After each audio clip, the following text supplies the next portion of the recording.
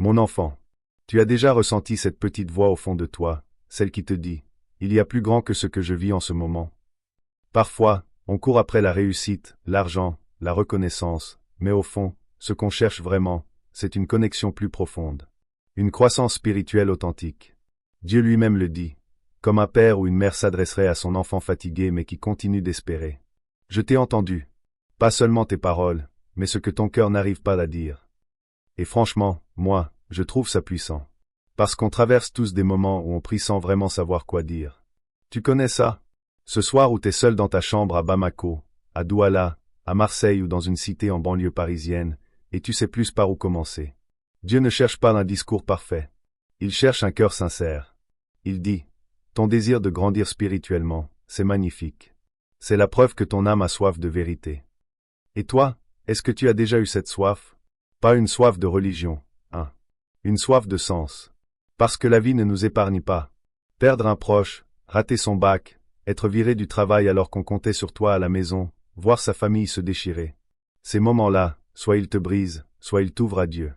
Dieu dit, tu n'es pas seul. Je suis ton parent divin, pas un juge lointain. Je vais te guider pas à pas.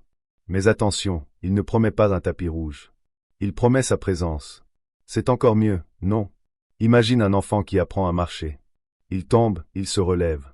Le parent ne le porte pas toujours, mais il est là. C'est exactement ça. La croissance spirituelle, ce n'est pas un sprint. C'est comme un arbre en Afrique, il pousse lentement, mais ses racines deviennent si profondes qu'aucune tempête ne le déracine. Ou comme ces vieux quartiers en France, où le même platane a vu défiler 3 générations. Dieu dit, patiente avec toi-même. Tu n'es pas en retard. Tu es juste en chemin. Moi, ce que j'aime dans cette parole, c'est qu'elle ne te met pas la pression. Elle t'invite à chercher la connaissance, à ouvrir ton cœur, à méditer, à te réveiller le matin avec un acte de bonté. Un simple « bonjour » sincère. Un peu d'argent donné sans le crier sur les toits.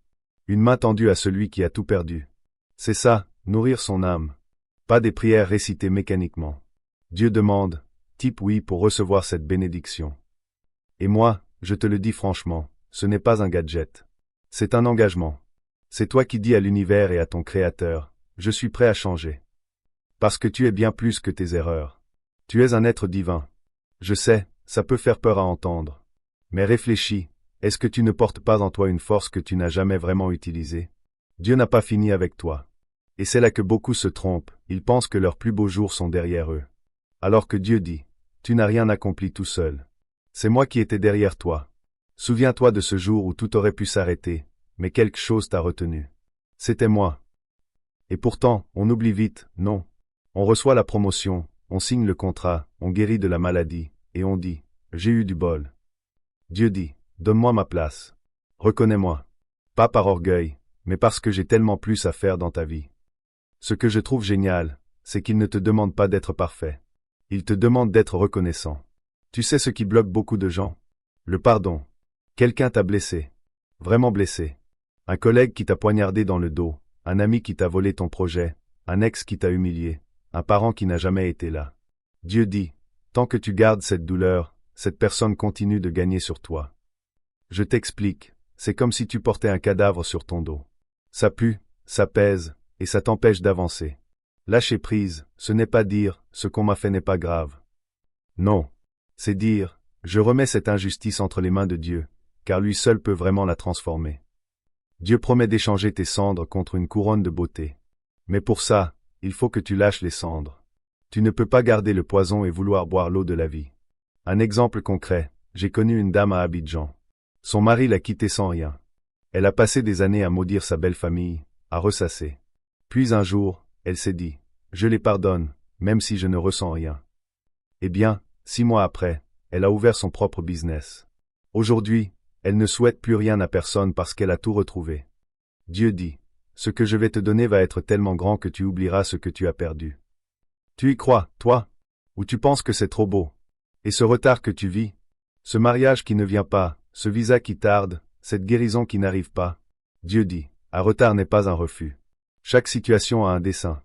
Tu ne comprends pas tout maintenant, mais un jour tu diras merci. Regarde Joseph dans la Bible. Vendu par ses propres frères, accusé à tort, oublié en prison. Si on regardait juste le retard, c'était fini. Mais Dieu avait un plan, gouverner l'Égypte en pleine famine. Et toi, dans quel retard es-tu en train de douter? Proverbe 3, versets 5 et 6, c'est pas juste une citation qu'on affiche sur un mur. C'est une arme, fais confiance au Seigneur de tout ton cœur, ne t'appuie pas sur ton intelligence limitée. Dans tout ce que tu fais, reconnais-le, et il rendra ton chemin droit. Ton intelligence, elle panique. Dieu, lui, il ne panique jamais. Alors je t'invite à faire une chose simple mais forte. Partage cette vidéo à cette personne autour de toi qui ont besoin d'entendre cette voix. Pas pour faire le nombre, mais pour qu'une autre âme respire. Parce que peut-être que toi, tu te sens coupable. Tu te dis, j'ai trop fauté. J'ai trop trahi. J'ai trop menti. Dieu ne peut plus rien faire de moi. Stop! Arrête de courir. Dieu dit, ton passé ne décide pas ton futur. Je suis plus grand que tes erreurs. Chaque matin, mes compassions sont nouvelles. Ce n'est pas toi qui reviens à moi par ta force, c'est moi qui reste là, les bras ouverts. Franchement, quel genre de père fermerait la porte à son enfant parce qu'il a fait une bêtise? Si un père humain peut pardonner, à combien plus forte raison ton Père céleste? C'est pour ça que Jésus a dit, beaucoup sont invités, mais peu sont choisis. Pas parce que Dieu est sectaire, mais parce que peu acceptent vraiment l'amour sans condition. L'amour qui dit, tu n'es pas obligé de te purifier avant de venir. Viens sale, viens fatigué, viens brisé. Je te laverai, je te relèverai, je te réparerai. Tu veux 3 raisons d'espérer, même quand tout s'écroule? Un Dieu a fendu la mer Rouge pour Moïse. Pas une petite flaque, une mer. 2 Dieu a ramené Lazare à la vie. 4 jours dans le tombeau. 4 jours. 3 Dieu a guéri des lépreux. Ce que tout le monde fuyait. Si Dieu a fait ça avant, pourquoi pas toi aujourd'hui? Alors, en ce moment même, je te propose qu'on prie ensemble. Pas une prière en pilote automatique. Une vraie. Père, je te confie cette semaine. Enlève mes peurs, mes regrets, ma fatigue. Envoie les bonnes personnes sur ma route. Éloigne celles qui ne sont pas pour mon bien. Je te fais confiance, même quand je ne comprends pas. Va devant moi, ouvre les portes, protège-moi. Que ta joie soit ma force, et que ta paix me garde. Amen. Si tu as prié cette prière avec le cœur, écris simplement « Amen » en commentaire. Pas pour faire joli. Pour que je sache que toi aussi, tu as décidé de ne plus marcher seul. Et abonne-toi à cette chaîne. Pas pour moi. Pour toi. Pour recevoir chaque jour une parole qui réveille ce que la vie a endormi en toi. Tu vois, il y a un piège dans lequel on tombe presque tous. Celui de croire qu'on n'est pas assez bien pour que Dieu nous utilise. On se regarde dans le miroir, et on voit nos échecs, nos cicatrices, nos décisions douteuses. Et on se dit, lui, il mérite mieux que moi. Mais est-ce que ce n'est pas justement ça, l'orgueil déguisé en humilité? Parce que quand Dieu dit « je t'aime », notre première réaction, c'est souvent de lui répondre « tu ne me connais pas vraiment ». Pourtant, Dieu le dit clairement, rien ne peut te séparer de mon amour. Ni tes erreurs, ni ta honte, ni ce que les autres pensent de toi. J'aime cette image, l'amour de Dieu, c'est comme l'air qu'on respire. Même quand tu es en colère, même quand tu l'ignores, l'air est toujours là. Tu n'as pas à le mériter. Tu as juste à le respirer. Alors pourquoi on court? Pourquoi on se cache comme Adam dans le jardin? Parce qu'on a peur. Peur d'être vu tel qu'on est vraiment. On préfère porter un masque, jouer un rôle, plutôt que de risquer d'être rejeté pour ce qu'on est. Mais Dieu, lui, il a déjà vu tes nuits les plus sales. Il était là quand personne ne regardait. Et pourtant, il ne fuit pas. Il reste. Il dit, arrête de courir. Reviens à la maison. Mes bras sont encore ouverts. Tu as déjà fait l'expérience de ce retour? Pas forcément dans une église. Peut-être un soir, seul, après avoir tout cassé autour de toi. Et soudain, une paix bizarre. Une présence que tu ne peux pas expliquer. Ce n'était pas toi. C'était lui. Dieu dit, je vais te donner 3 raisons d'espérer. Mais pas des raisons compliquées. Des raisons qui déchirent les lois de la logique. Raison numéro 1, j'ai fendu la mer Rouge. Pas un petit ruisseau. Une mer. Une barrière infranchissable pour toi, une formalité pour moi. Raison numéro 2, j'ai ramené Lazare à la vie. 4 jours. 4 jours qu'il sentait déjà, paraît-il. Les experts disaient, c'est trop tard. Moi, j'ai dit, Lazare, sors. Raison numéro 3, j'ai guéri des lépreux. Ceux que tout le monde fuyait. Ceux qui devaient crier, impurs, pour qu'on les évite. Je les ai touchés. Sans gants, sans peur. Alors toi, avec ton problème de santé, ton dossier bancaire dans le rouge, ton couple qui tangue, tes enfants qui te désespèrent. Tu crois vraiment que c'est trop dur pour moi? Franchement, qu'est-ce qui te semble impossible aujourd'hui? Nomme-le. Là, dans ton cœur. Parce que si Dieu a fait ces choses-là, il peut aussi faire ce dont toi tu as besoin. Mais attends, il y a une condition. Ce n'est pas une formule magique. Dieu ne vend pas de poudre aux yeux. La condition, c'est la confiance. Pas la confiance parfaite. Juste une confiance qui dit « Je ne comprends pas, mais je ne pars pas ». Regarde Pierre. Il a marché sur l'eau. Pas parce qu'il était fort. Parce qu'il a fixé Jésus.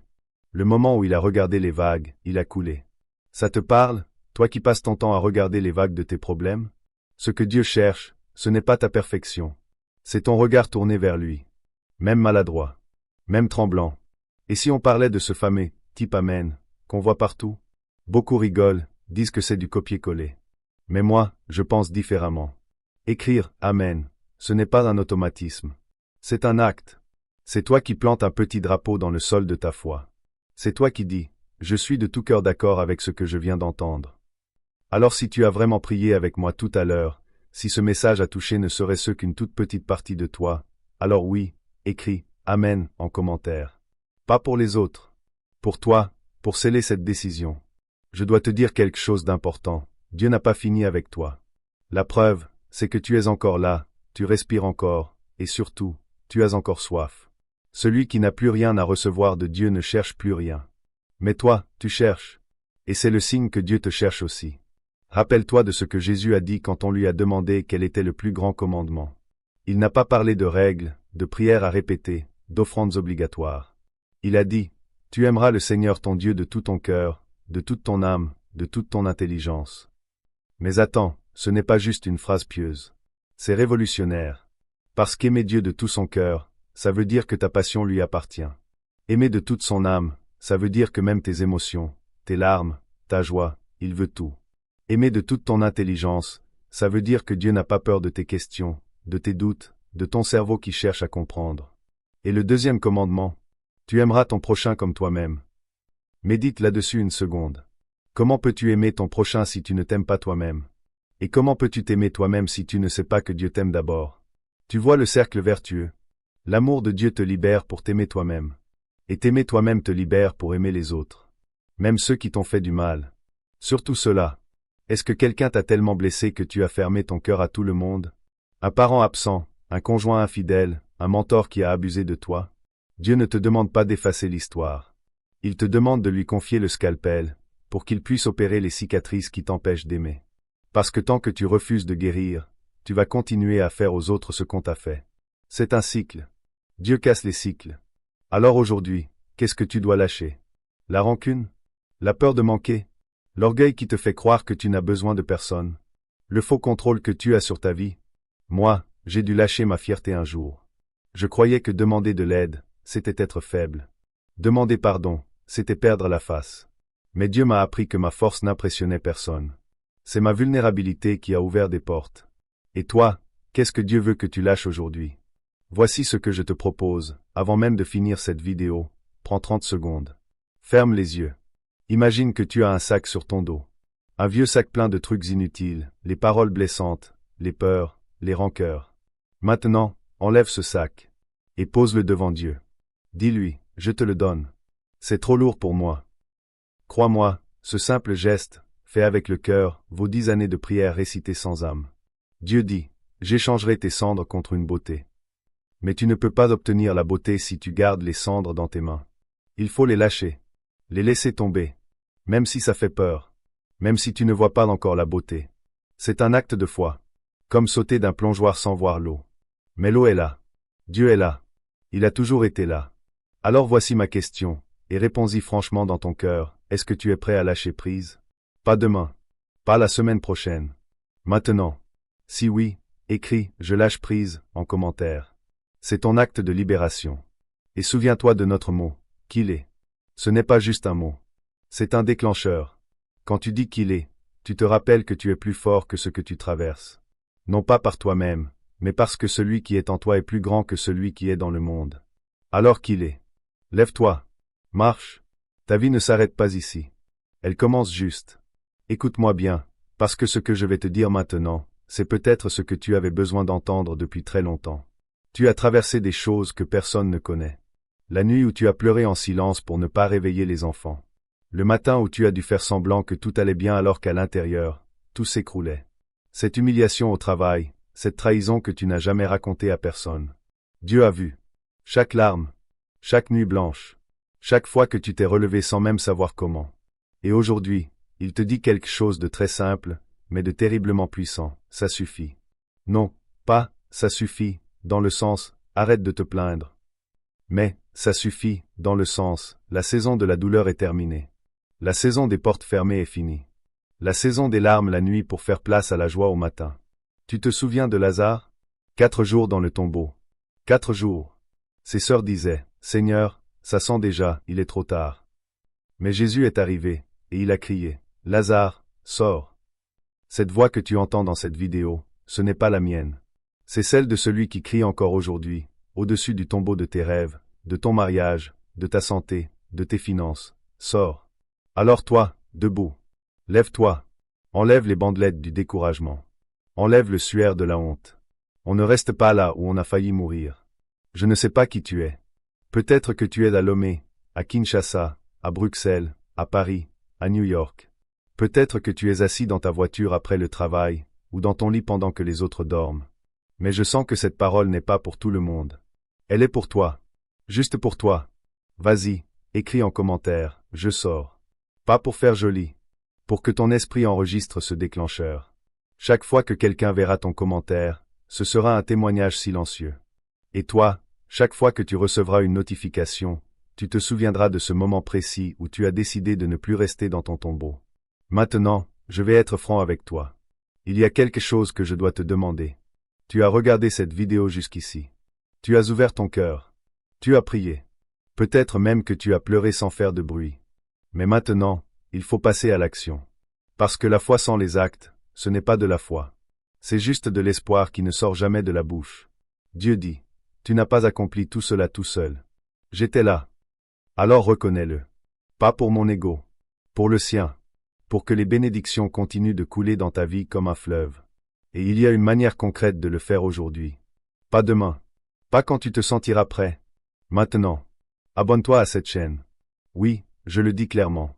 Pas parce que j'ai besoin de chiffres. Parce que j'ai besoin de savoir que tu fais partie de cette famille qui décide de ne plus marcher seul. Chaque abonné, c'est une âme qui dit, Dieu, je te fais confiance pour demain. Et partage cette vidéo à 5 personnes. Pas 7, pas 10. 5, pourquoi 5? Parce que c'est un nombre que tu peux vraiment atteindre. Ton cousin qui traverse un divorce. Ta voisine qui vient de perdre son emploi. Ton collègue qui ne croit plus en rien. Ce pote de lycée qui a tout plaqué. Envoie-leur cette vidéo. Pas en force.